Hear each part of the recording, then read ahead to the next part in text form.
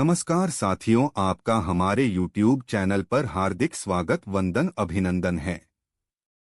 आज हम बात करेंगे भारतीय न्याय संहिता 2023 की कुछ महत्वपूर्ण धाराओं की, जिनमें धारा संख्या के साथ साथ और क्या-क्या बदलाव हुए हैं उसके बारे में बात करेंगे।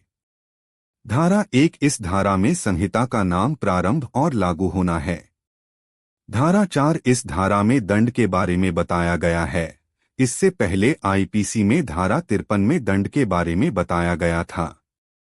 धारा 61 सब क्लास 1 में आपराधिक षड्यंत्र की परिभाषा दी गई है, जो कि आईपीसी में धारा 120 ए में दी गई थी।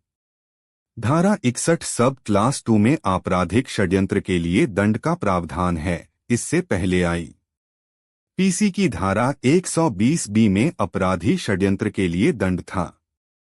उपरोक्त दोनों धारा में कोई विशेष बदलाव नहीं हुआ। भारतीय न्याय संहिता की धारा 63 में बलात्संग अर्थात रेप की परिभाषा दी गई है, जो कि आईपीसी में धारा 375 में दी गई थी। भारतीय न्याय संहिता में बलात्संग अर्थात रेप की परिभाषा में 7वां खंड बढ़ाया गया है। वह 7वां खंड यह है कि जब वह महिला सम्मति संसूचित करने में असमर्थ है।